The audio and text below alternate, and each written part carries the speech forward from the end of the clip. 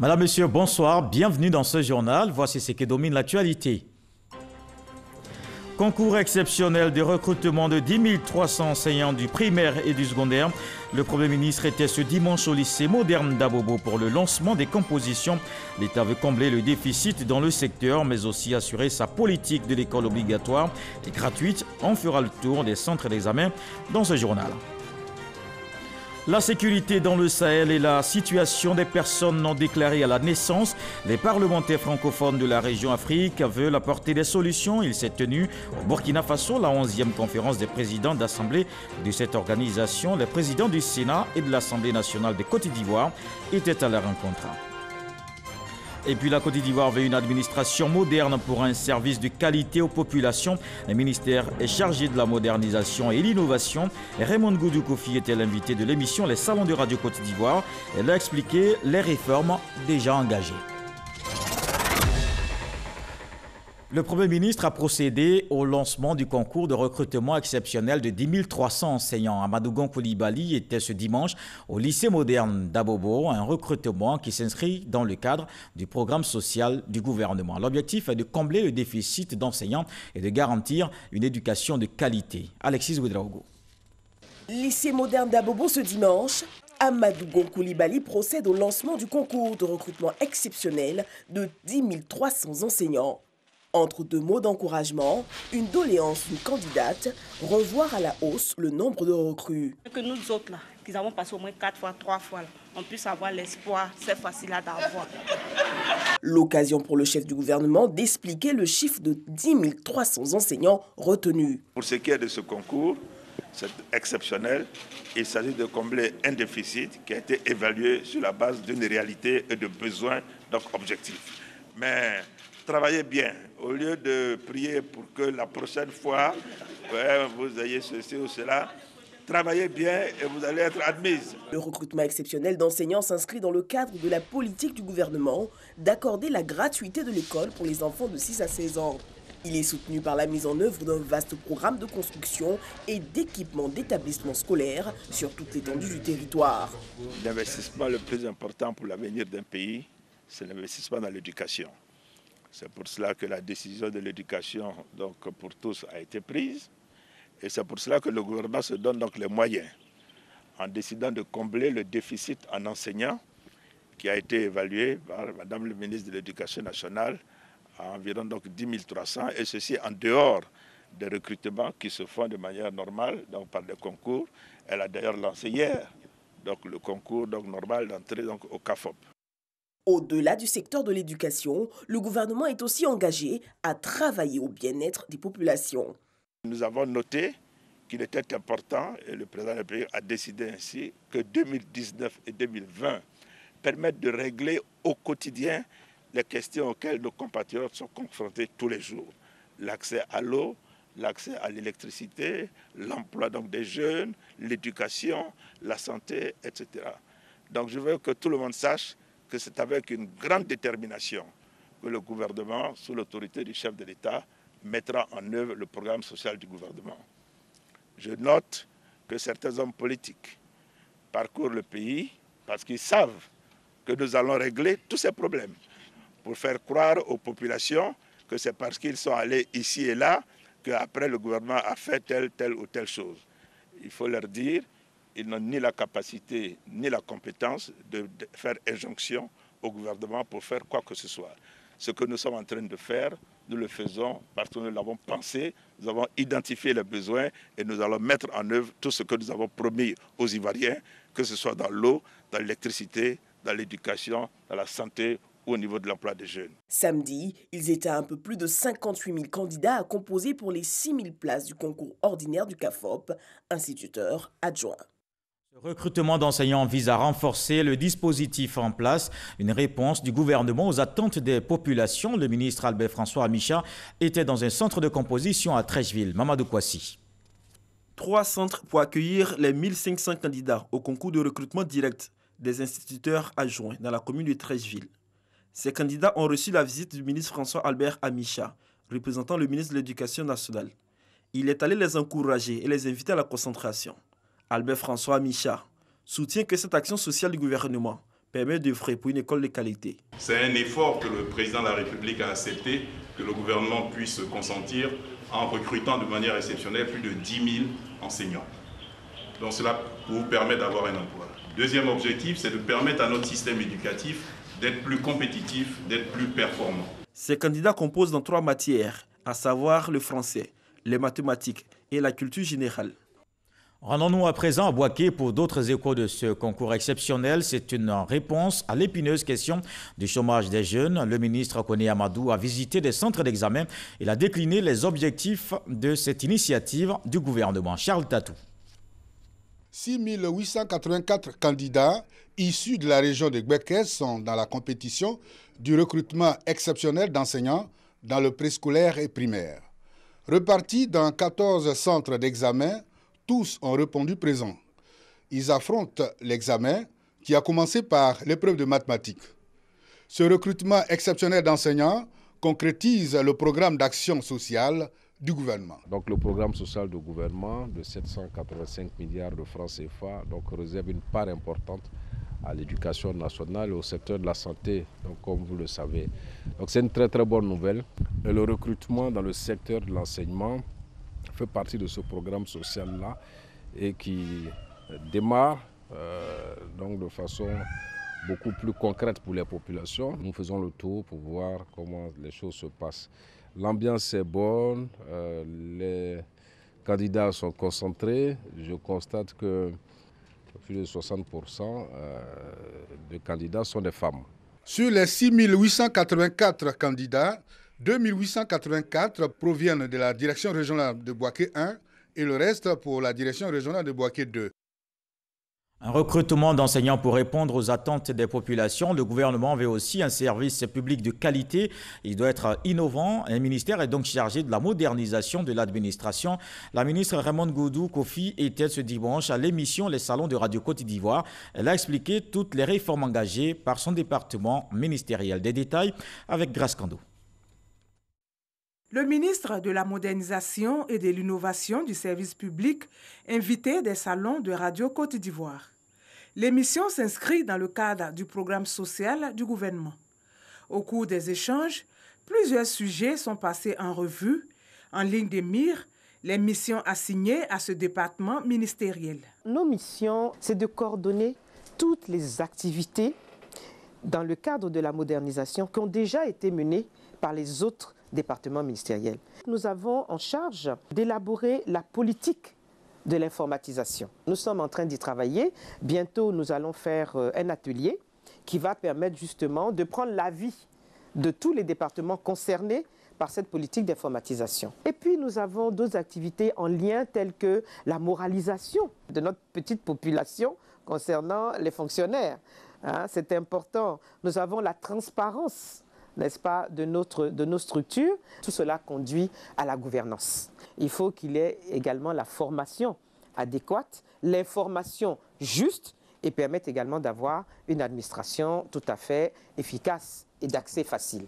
Pour une administration plus efficace et performante, un système de dématérialisation des procédures administratives existe. C'est-à-dire aujourd'hui la numérisation des différentes directions. Plus notre administration aura accès aux techniques d'information et de communication, donc les TIC, plus les différents départements, disons notre administration, ça donnera, n'est-ce pas, à l'appropriation des TIC, et plus nous aurons donc la satisfaction de voir les personnes ne plus faire face à tous ces griefs qui sont énoncés. À ces initiatives s'ajoute un système de profit et de codification des postes de travail. C'est un autre aspect justement de la modernisation de l'administration parce que lorsque vous avez des effectifs qui sont trop élevés pour certains postes, pour certains endroits, d'autres où il y a moins d'effectifs, ça crée un problème au niveau donc du personnel et des fonctionnaires surtout. Quand on vous envoie pour travailler à l'intérieur du pays, ça veut dire que la population en a besoin. Mais si pour des raisons quelconques, vous décidez de ne pas aller à l'intérieur du pays, il y a donc un sureffectif dans la zone sud, c'est-à-dire la zone d'Abidjan, et tous ceux qui sont à l'intérieur du pays sont défavorisés. C'est ce que nous sommes en train de faire pour effectivement recueillir toutes ces données et puis les corriger. Modernisation de l'administration ivoirienne, enjeux et perspectives, thème retenu pour ce 6e numéro des Salons de Radio Côte d'Ivoire dans le cadre de la promotion du programme social du gouvernement.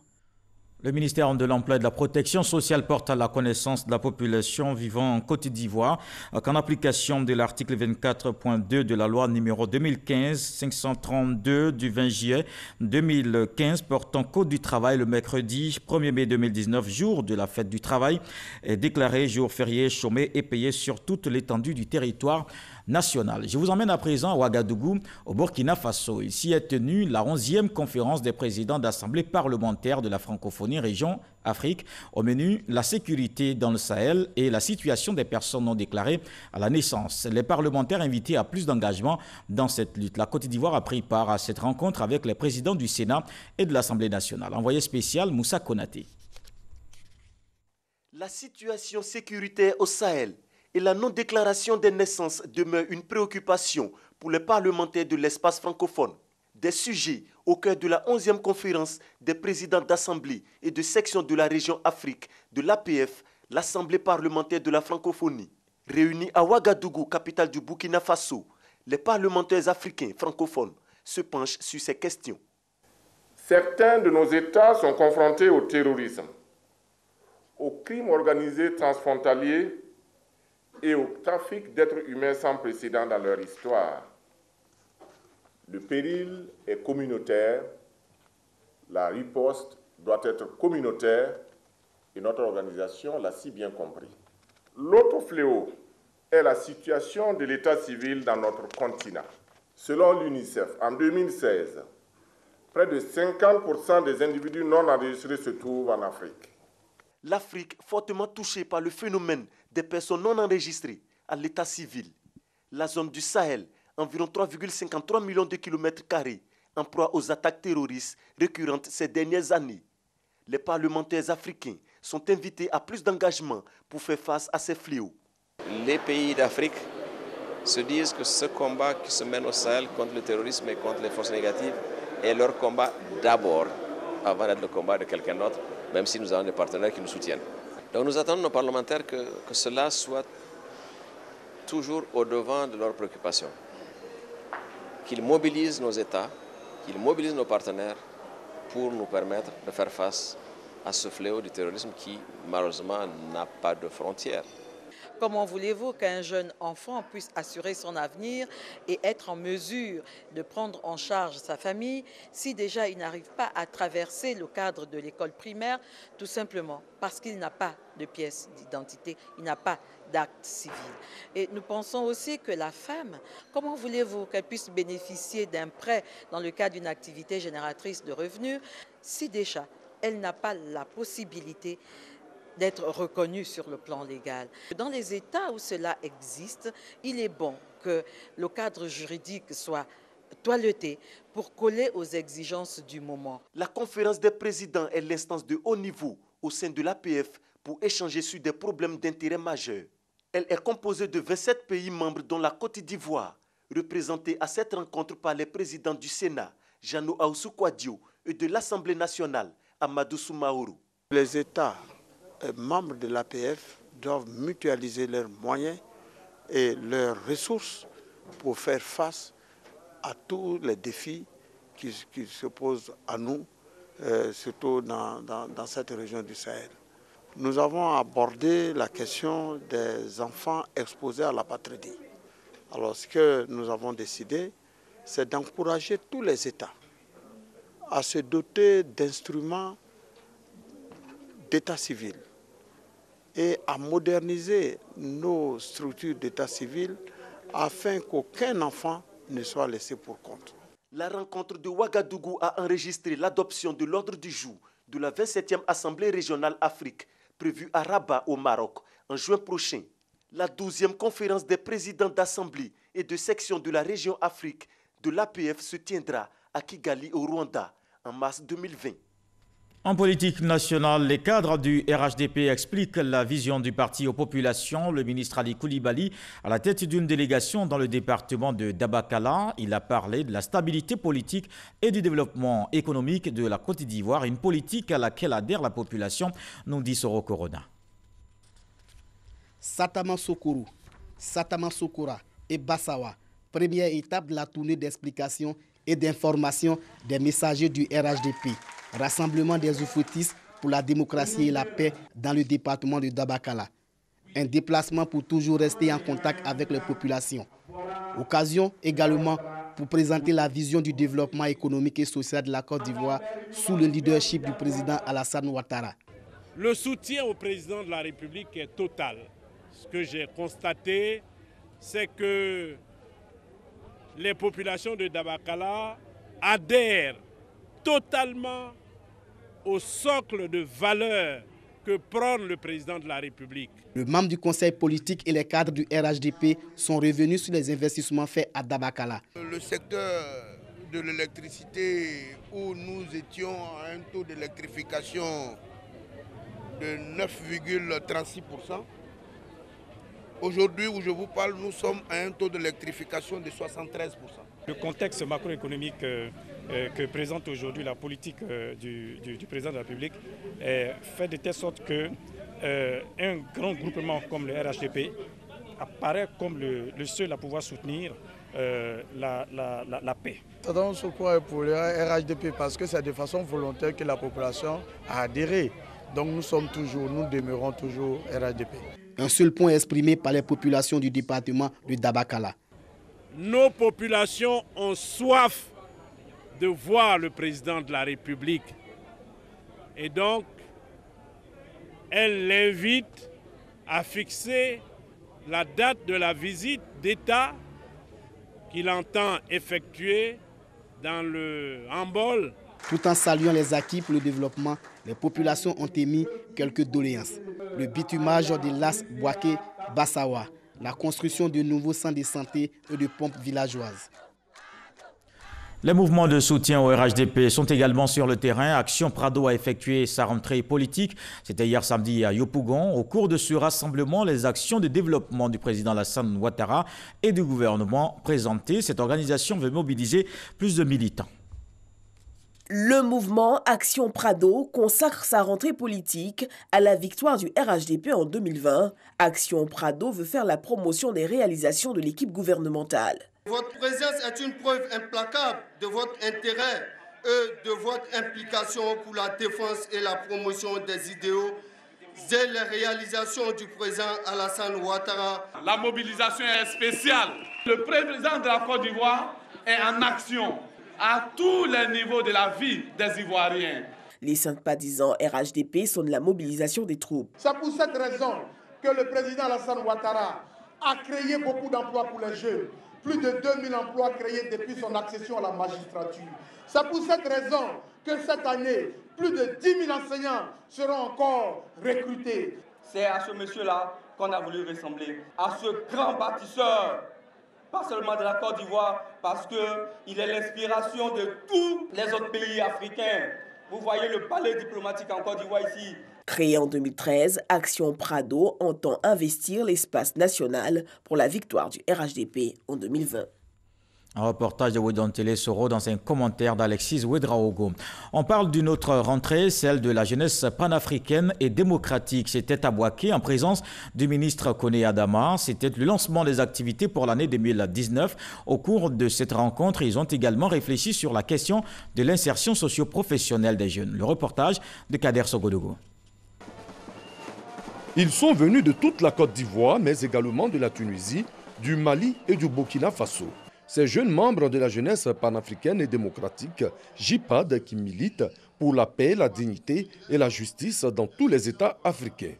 Pour leur entrée solennelle, un thème, éducation et insertion socio-professionnelle de la jeunesse. Quel enjeu pour la stabilité politique de l'Afrique?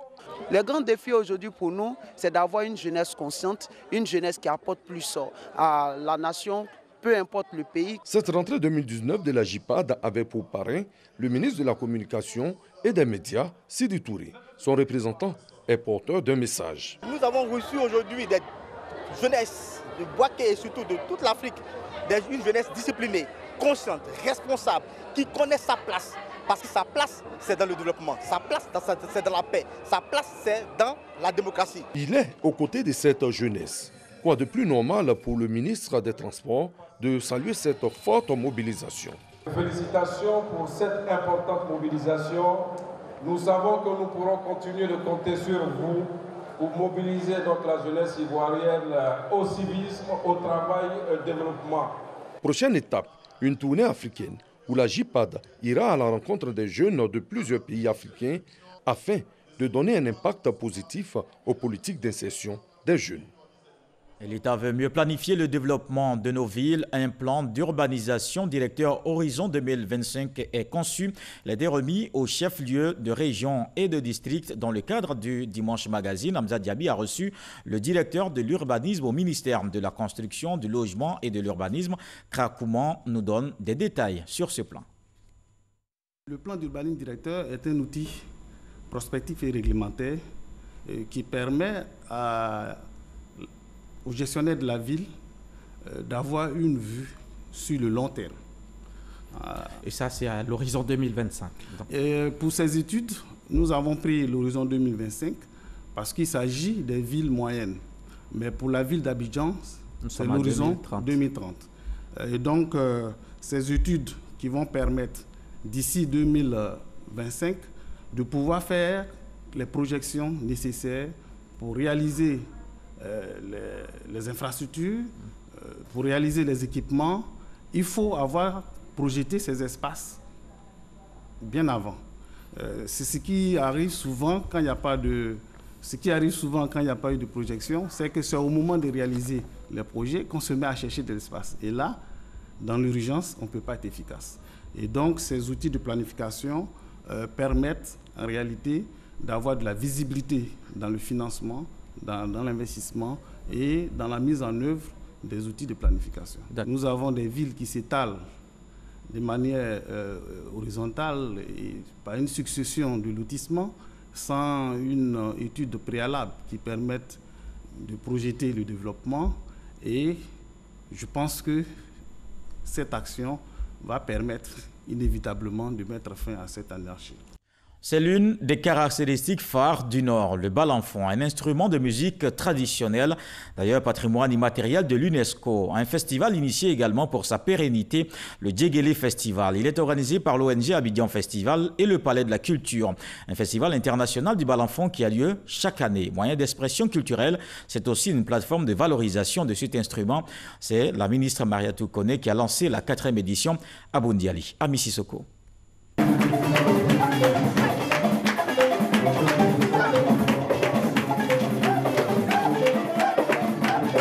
Julie, une Américaine venue des États-Unis en pleine démonstration du balafon. Professeure de danse africaine au Texas, elle se consacre depuis 25 ans à l'étude des cultures du continent.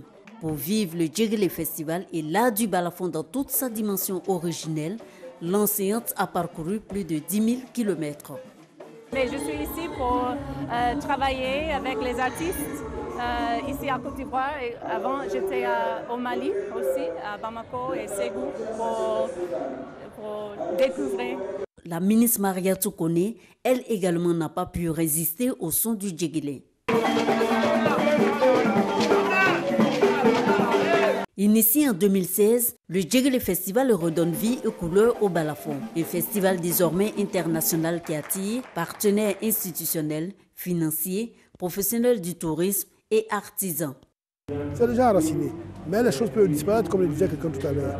Il est important que nous y travaillions, que nous recherchions des voies et moyens qui permettent à la population, aux plus jeunes, d'apprendre à aimer le balafon Djegele. Les jeunes, vous savez, quand ils commencent à aimer, ils intègrent et puis définitivement, ils s'approprient le balafon Djegele. Depuis 2012, le balafon est inscrit au patrimoine culturel immatériel de l'UNESCO grâce aux efforts déployés par le Mali, le Burkina Faso et le ministère de la Culture et de la Francophonie de Côte d'Ivoire. La particularité de ce festival est qu'il fait partie d'une directive générale de l'UNESCO selon laquelle tout élément culturel reconnu sur le plan international doit bénéficier de mesures intégrées de sauvegarde, de promotion et de valorisation. La ministre Maria Toukone, marraine de la cérémonie et maire de Boundiali, pour sa part, réaffirme son soutien aux initiateurs. La commune de Boundiali, qui a l'honneur d'abriter cette manifestation, sera toujours aux côtés du Djegele Festival, devenu un trait d'union entre les peuples de Côte d'Ivoire, du Burkina Faso et du Mali qui partagent le balafon, un trait d'union entre les peuples d'Afrique et les autres peuples du monde. Cette année, conférence, concours inter-école du meilleur balafoniste, du meilleur danseur, de la meilleure troupe artistique ainsi qu'un grand concert vont meubler cet espace de promotion, de diffusion de balafons et de brassage des peuples. Le professeur Barthélemy Kochi, inhumé hier à Okougué, une localité d'Aboville, universitaire, écrivain, il est décédé le 19 janvier dernier. Hommage, prières et reconnaissance ont marqué cette cérémonie. C'était en présence du ministre de la Culture et de la Francophonie, Maurice Kwaku Bandaman, un mausolée érigé en mémoire à l'illustre disparu. Comme tous les dimanches, nous faisons le tour du monde en information. Voyons ce qui a marqué l'actualité cette semaine, le 7 sur 7. Rodion Télé Soro, Alexis Ouedraogo.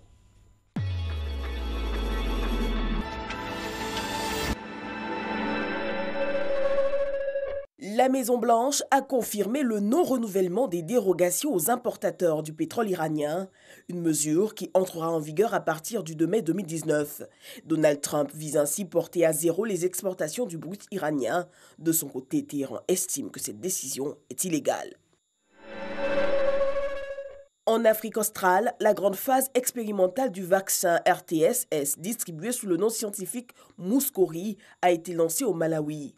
Pour renforcer la protection des enfants de moins de 2 ans contre le paludisme, 3 accès du vaccin élaborés par une firme britannique seront analysés pendant la période test. L'efficacité du vaccin sur la réduction de la mortalité, son innocuité des usages et la possibilité d'appliquer 4 doses. La Fédération internationale de football FIFA a suspendu à vie 8 anciens joueurs impliqués dans des manipulations de matchs internationaux destinés au Paris. Parmi ces footballeurs sanctionnés de toute activité liée au football, 4 viennent d'Afrique, 3 des Caraïbes et 1 de l'Asie. L'enquête a été conduite par le département intégrité de la FIFA sur plusieurs années. Jeudi à l'Élysée, Emmanuel Macron a donné ses solutions au grand débat national entamé sur fond de crise des Gilets jaunes. Dans sa projection figure la réorganisation de l'administration française, la réduction de l'impôt sur le revenu, la réindexation des retraites et la mise sur pied d'un conseil de défense écologique. Un schéma du chef de l'État qui vise à satisfaire ce qu'il qualifie de mouvement inédit en France. Dans le centre-est du Burkina, 6 personnes dont 5 enseignants ont été abattus par des hommes armés. L'attaque s'est déroulée dans la cour de l'école Maïtagou. La Fédération des syndicats nationaux des travailleurs de l'éducation et de la recherche a aussitôt réclamé le renforcement de la protection des enseignants. Au Soudan, les négociations sur le partage de pouvoir entre le Conseil militaire de transition et le mouvement de contestation ont débouché sur un accord samedi. Le Conseil de transition, dirigé par Abdel Fattah al-Burhan, sera administré conjointement par les 2 parties. Maintenant reste à déterminer le quota de responsables provenant de la partie militaire et celle civile.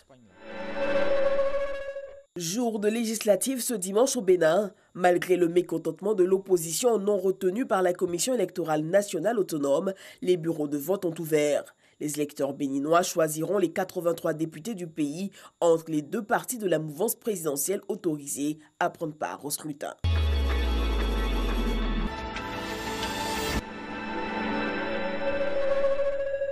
Et ajoutons qu'en Espagne, les socialistes du PSOE gagnent les élections législatives. Cependant, le parti du Premier ministre Pedro Sánchez n'a pas la majorité absolue. Le PSOE avec la gauche radicale Podemos, c'est autour de 165 sièges au Parlement. À droite, le Parti populaire obtient 66 sièges, un recul historique. Ce journal est terminé. Merci de l'avoir suivi. Demain, retrouvez Michel Mambo. À bientôt. Bonsoir.